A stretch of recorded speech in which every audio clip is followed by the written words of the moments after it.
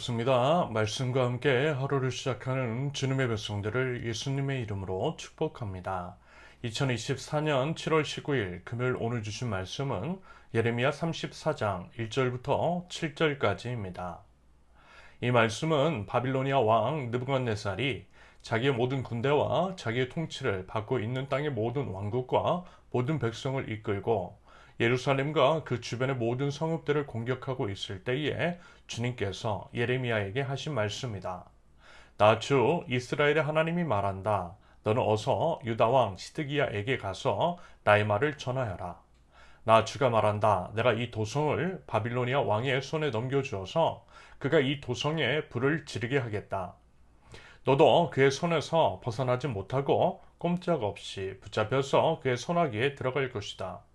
너는 바빌로니아 왕 앞에 끌려나가 그의 얼굴을 직접 보게 될 것이며 그는 너에게 항복을 요구할 것이다.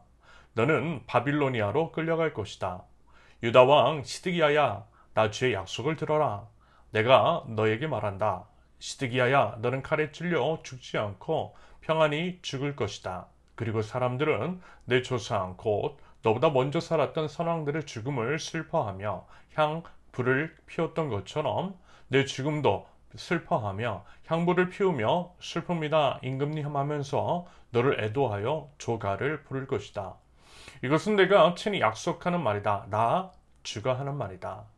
예언자 예레미야가 예루살렘에서 유다 왕 시드기야에게 이 모든 말씀을 전하였다. 그때에 바빌로니아 왕의 군대는 예루살렘과 유다의 남은 성읍들을 공격하고 있었는데 그 당시 유다의 요새화된 성읍들 가운데서 남은 것이라고는 라기스와 아세가 뿐이었다. 아멘. 하나님의 말씀을 대언한다라고 하는 것이 쉬운 것은 아닙니다. 여러 이유가 있겠지만 그 중 하나는 하나님의 말씀을 대언하는 사람도 사람이라는 거예요. 그리고 이제 사람은 누구나 똑같은 마음이기 때문입니다. 사람은 누구나 똑같이 듣기 좋은 이야기를 듣고 싶고요. 똑같이 몸도 마음도 편안하게 살고 싶습니다. 하지만 하나님의 뜻은 다를 수가 있더라는 것. 속한 사회와 공동체 그리고 개개인이 하나님의 뜻과 멀어질수록, 다시 말해 타락하고 죄악이 가득할수록 그것을 정죄하고 부정하며 회개를 촉구하는 쓴소리, 심판과 징계의 메시지가 나올 수 있고요. 그 메시지를 선포하는 것이 대언자로서의 사명이기 때문입니다. 그러면 충분히 몸도 마음도 힘들 수 있더라는 거죠. 여러분, 저라고 해서 듣기 좋은 이야기, 긍정적인 이야기, 복을 빌어주는 이야기를 하고 싶지 않겠습니까? 아니요, 당연히 저도 그렇게 하고 싶죠. 그래야만 소위 인기도 있고요. 살림살이도 나아질 가능성이 커지기 때문입니다. 사람들이 듣고 싶지 않은 이야기를 하면 여러모로 힘든 것이 있더라는 거죠. 여러분, 그것을 모르지 않는데 그럼에도 해야만 하는 이 마음. 하나님께서 주신 말씀이 있는데 여러분, 그것을 거스를 수는 없는 법입니다. 거짓말할 수 없다라는 거죠. 얼마 전에 이런 말씀을 드린 적이 있습니다. 이 시대의 거짓 선지자는 유튜버라고 말입니다. 물론 모든 사람이 그런 것은 아니겠지만 적지 않은 사람들이 그래 보입니다. 일단 상당히 많은 사람들은 돈을 목적으로 그것을 합니다. 돈을 목적으로 하는 사람들은 때때로 과욕을 부리고 넘지 말아야 할 선을 넘기 마련입니다. 부정과 불의를 저지르고 거짓말을 일삼아요. 최근에 이제 먹방 유튜버 찌양 사태도 그 같은 맥락의 일로 해석이 됩니다. 말하자면요, 충분히 그럴 수 있다라는 거죠. 그들이 양산해내는 컨텐츠가 진실, 정의, 공의와는 거리가 있을 수 있다라는 것입니다. 더더군다나 돈이 목적이라면 돈이 되기 위해 양심도 팔고 언제든 거짓말을 할 수 있는 여지가 분명히 존재합니다. 이런 이유로 비단 지금 나누고 있는 예레미야 선지자 때만이 아니라 언제든 그랬어요. 검은 속내를 감추고 거짓을 일삼으며 자신의 이제 탐욕을 충족시킨 자들이 있었습니다. 예레미야에서 예레미야와 그와 같은 거짓 선지자와의 대결도 보셨을 것입니다. 예수님 시대 때에는요, 심지어 예수님의 뺨을 때리면서 예수님을 거짓으로 몰았어요. 예수님의 정죄를 통해 회개하는 것이 아니라 오히려 예수님을 못 박았습니다. 말하자면 하나님의 말씀을 대언하는 사람의 경우에는 이 각오를 해야 한다라는 거예요. 인기 없을 각오, 욕먹을 각오, 가난하게 되고 굶을 각오, 맞아 죽을 각오. 여러분 그래서 솔직히 쉽지 않은 것이고요. 이런 이유로 안타깝지만 사람들이 적지 않게 이제 변절을 하게 되는 것일 수 있겠습니다. 여러분 저라고 안 그러겠어요? 늘 그 싸움 하는 거예요. 그렇게 되지 않으려고 몸부림치는 것입니다. 그래서요, 여러분들도 기도해 주실 수 있기를 바랍니다. 정말 모든 상황 속에서 정직한 말씀을 선포하는 사역자들이 일어설 수 있도록 기도해 주십시오. 아무튼 어렵습니다. 예를 들어 열심히 이제 독립운동을 하고 있는 사람들에게 이미 망했어, 나라 망했어, 싸울 필요 없어, 항복해, 우린 모두 포로로 끌려갈 거야 라고 하면 과연 누가 좋아하겠냐라는 거예요. 변절자 취급을 받을 것이고 돌 맞아 죽을 수 있어요. 감옥에 갇히고 사형당할 수 있습니다. 그리고 솔직히 예레미야도요. 남유다 백성, 충성스러운 국민, 애국 시민인데 과연 바빌로니아의 느부갓네살의 포로가 되고 싶겠느냐라는 것입니다. 나라 잃은 서름이 얼마나 큰데 어찌 그걸 당하고 싶을 것이며 그와 같은 메시지를 선포하고 싶겠느냐라는 것입니다. 오히려 어때요? 끝까지 항전하는 메시지를 전하고 싶은 것은 당연하다라는 거예요. 하지만 여러분 중요한 것은 뭐라고요? 인간의 마음이 아니라는 것입니다. 인간의 바람이나 뜻이 아니라는 거예요. 하나님이 이신 줄로 믿습니다. 하나님의 뜻이 이루어지는 것이 더 좋아요. 그리고 그것이 우리 모두에게 더 좋은 일입니다. 게다가요, 하나님은 하나님의 뜻을 반드시 이루시기 때문에 하나님께 빨리 엎드리고 하나님의 뜻을 순종하고 따르는 것이 지혜인 줄로 믿습니다. 여러분 고집 피우면 피울수록 여러분 자기만 손해라는 거죠.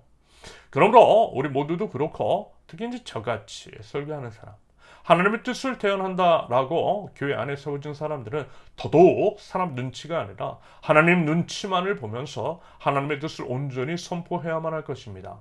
부디 그와 같은 믿음의 순종을 보일 수 있기를 기대합니다. 하나님께서는요, 마지막 이제 남유다를 향해 경고하세요. 예레미야를 통해 경고의 말씀을 선포하시는데 역시 망한다라는 거죠. 포로로 잡혀간다라는 것입니다. 그러니 하나님의 말씀을 듣고 항복하라는 메시지를 유다 왕 시드기야에게 가서 선포하라고 하셨습니다. 그러면서 하나님은 이런 말씀하세요. 4절과 5절의 기록처럼 최소한 왕으로서의 존엄은 유지하면서 죽을 것이라고. 칼에 찔려 비참하게 죽는 것이 아니라 평안하게 죽을 것이라고 말입니다. 일종의 하나님께서 베푸시는 배려라고 볼 수 있겠습니다. 그것은 역시 하나님께서 그만큼 하나님 나라 백성인 유다 백성을 사랑하신다라고 하는 것으로 유다의 왕인 시드기야를 치근하게 여기신다라고 하는 것으로 해석될 수 있다라고 봅니다. 그러면 여러분 어때야죠? 제발 좀 알아서 또 듣고 하나님을 알아 자신의 죄를 회개하고 돌아오면 얼마나 좋겠습니까? 하지만 안타깝게도 이제 그런 일은 결코 벌어지지 않았더라는 것. 아무튼 이제 참으로 어려운 메시지였어요. 예레미야로서는 전하기 어렵고 또 싫은 메시지였을 것입니다. 무엇보다 과거에 감옥에 갇힌 적도 있고 여러 위험에 처한 적도 있기 때문에 피하고 싶은 메시지였을 것입니다. 무엇보다도요, 어떤 반응이 나올지 뻔히 예상이 되는 상황 가운데에 다시금 유다 왕 시드기야 앞으로 가야 한다라고 하는 것이 어땠을 것 같아요? 두렵고 무서웠을 것입니다. 자칫 죽을 수 있다라는 거예요. 하지만 6절의 기록처럼 예레미야는 시드기야 앞으로 나갔고요. 이 모든 말씀이라고 하는 표현처럼 하나님께서 그의 입에 담아두신 말씀을 가감 없이 모두 전했다라고 합니다. 대언자로서의 본분을 온전히 감당했다라는 거예요. 여기서 우리는 다시 한번 사명자의 자세가 무엇인지를 확인하게 됩니다. 그러면서요, 오늘 본문은 무엇보다 저 자신에게 이제 주신 말씀이라는 생각이 들었어요. 말씀 맡은 자의 사명, 그 자세가 무엇인지를 다시 한번 확인하고 또 되새길 수 있는 기회가 되었습니다. 그러면서 여러 생각이 들었어요. 저는 과연 어떤 식으로 하나님의 말씀을 대언하고 있는지에 대해서 되돌아볼 수 있게 됐습니다. 아울러 하나님께서 이제 수없이 기회를 주셨음에도 불구하고 돌이키지 않는 시드기야를 보면서 과연 우리 자신은 어땠는지를 또한 되돌아보게 됩니다. 여러분 우리는 과연 하나님의 음성에 어떻게 반응을 하고 있는 것일까요?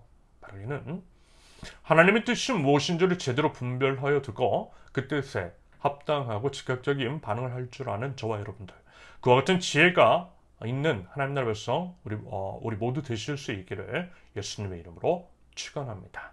함께 기도합니다. 하나님의 말씀을 귀 기울여 듣기를 원합니다. 그것이 설령 듣기 싫고 피하고 싶은 말씀이라 할지라도 그것을 새겨 듣게 하시고 전해야 할 것은 가감 없이 담대하게 전할 줄 아는 믿음과 용기와 지혜를 허락하여 주시옵소서. 예수님의 이름으로 기도합니다. 아멘. 하나님께서 오늘 주신 말씀과 각자 기도 제목을 놓고 우리 잠시 기도합니다.